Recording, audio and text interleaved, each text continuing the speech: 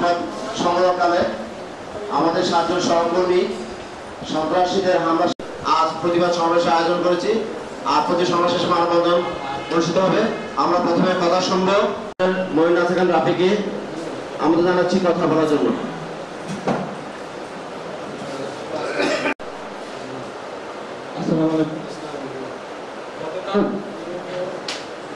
কয়েকজন সংবাদকর্মী আমরা যাই, যাওয়ার ওখানে ঘটনাস্থলে থাকি আর সংবাদ প্রতিনিধি মাহবুব ভাইকে এসে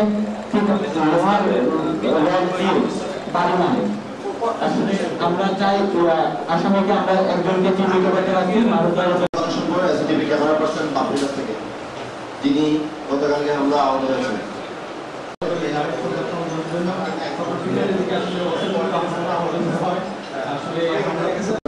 আমি আমার বলি ওই রডটারও করছিল অন্তত 3 থেকে 4 কোটি এবং একটা বুঝতে পারবো না যে তখন কেমন লেগেছিল এবং এখন কেমন আছে যতটা আদালত কেমন দিয়েছে। তবে একটা কথা বলতে পারি যে এই ব্যাপারটা শুধু আমার নিচ্ছিলাম। নেওয়ার পরবর্তী সময় যখন আমরা অবস্থান নেই আল্লাহ চত্বরে, তখন হঠাৎ করে যোগাযোগ মাধ্যমে যে ভিডিও ছড়িয়ে পড়েছে সেই ভিডিওতে দেখা যাচ্ছে যে একজন লোক এসে আমার পায়ে বারবার ঘটনা 5 আগস্টের আগেও ঘটেনি এবং এই সময় অর্থাৎ বিপ্লব পরবর্তী সময়ে বাংলাদেশ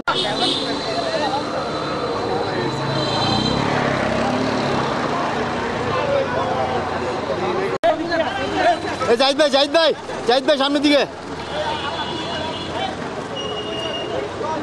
সেই সময় আমি সংবাদ সংগ্রহের কাজে মাঠে ছিলাম এবং জুলাই আন্দোলন পুরোটাই আমার চোখের সামনে দিয়ে গেছে। কুমিল্লার প্রত্যেকটি আন্দোলনে প্রত্যেক দিন প্রত্যেক মুহূর্ত আমি ফারুক ভাই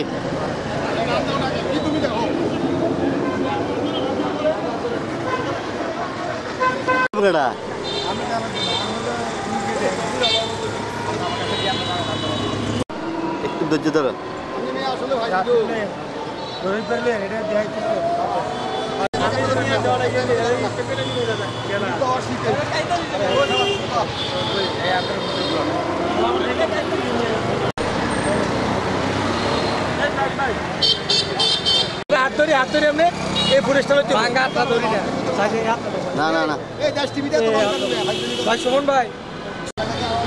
আর এদিকে জানা